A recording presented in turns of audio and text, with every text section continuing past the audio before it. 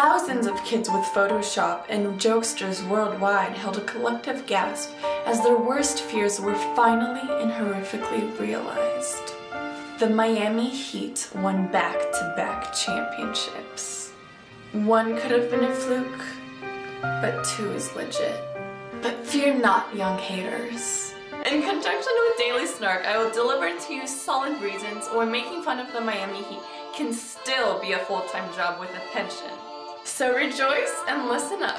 Number 6, their fans. I'll admit, my friends, Miami Heat fans were much more enthusiastic than I expected during the 2013 NBA playoffs. And by far more enthusiastic, I mean, they sounded a wee bit louder than a Bobcat vs. Cavs preseason match held at midnight. This is a fan base that still shows up late to big games because they couldn't find their favorite Pitbull CD. They look disinterested while they're actually in their seats since they aren't drunk out of their minds off of chilled mojitos. And they leave early to beat traffic so they can catch their beloved Keeping Up with the Kardashian marathon reruns. Despite having the league's best player who just won another MVP and other high-flying stars, the Heat still have trouble selling out regular season games. Hell, even during this year's championship runs, their fans left Game 6 of the NBA Finals early. It took Chris Bosh, of all people, to tell the bandwagon fans to stay home.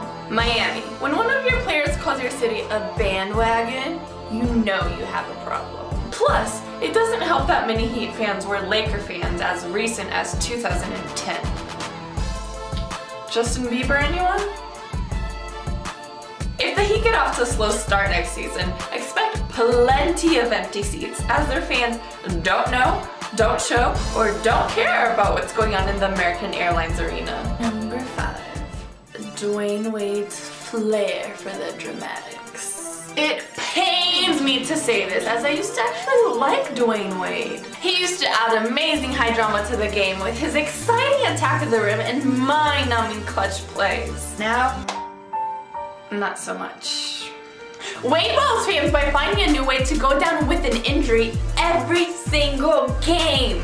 At this point, he attacks the floor harder than he attacks the rim, and then he pouts like Lindsay Lohan and needed more cocaine in a bathroom stall at a swanky club if he doesn't get the call. I'm not saying that some of these injuries aren't legit, but just the way that Wade goes down and the way he cringes in mock horror and pain makes one believe that he's hamming it up for the cameras and refs to gain sympathy. One second his knee is shattered, the next second he's perfecting a Euro step dunk that will show up on SportsCenter.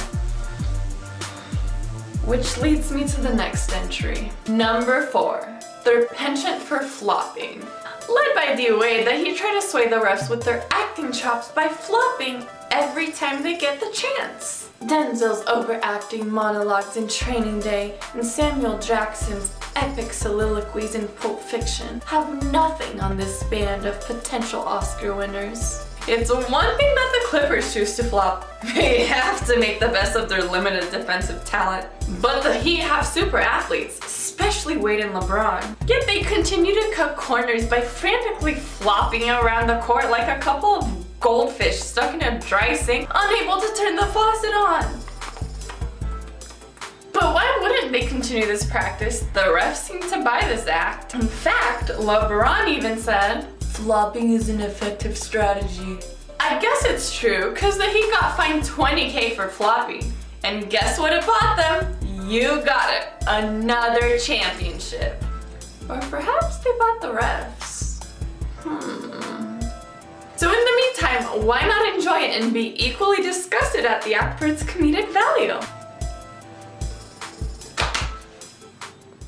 Number 3, Carlton Banks fashion attire.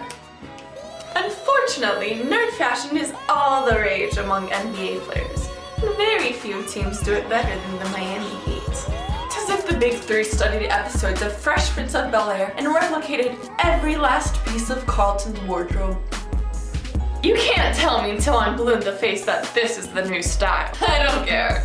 These ridiculous outfits will always be funny to me. They look like complete and utter idiots. Why is Wade wearing capris? Why is LeBron doing his best Miami Vice impression? Why? Somewhere in a mystical cloud of smoke, Tom Jones think it's highly unbelievable. Number 2. LeBron's headband will move back even further. If this picture is a projection of how far back LeBron wore his headband in 2016, then we should see some nice headband movement in the 2013-2014 season. He may be the best player on the planet, but he can't escape the lulls that come with his awkward need to cover his obviously receding hairline. Nor should he. He may have a ring or two, but the ring around his head is getting as thick as the line goes back. Before the next season begins, I fully expect LeBron to petition David Stern to allow him to wear a wave cap, because no headband will be able to hide that Sherman Hemsley hairline for much longer. And now, the number 1 reason why you can still make fun of the Miami Heat, Chris Bosh.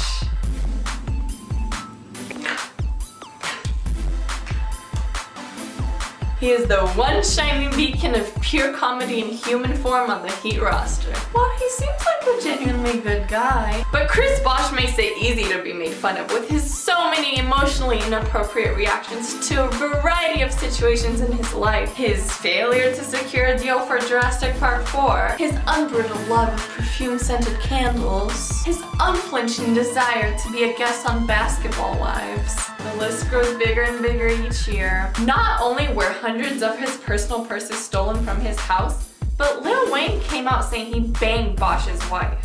Whoa. And even in becoming a champion, Bosh always gives the world something heartily to laugh at. Last year was the champagne shower. This year he gave even more, the confetti cum shot. Enough said. So enjoy, Heat haters. There is plenty for you to continue to laugh at.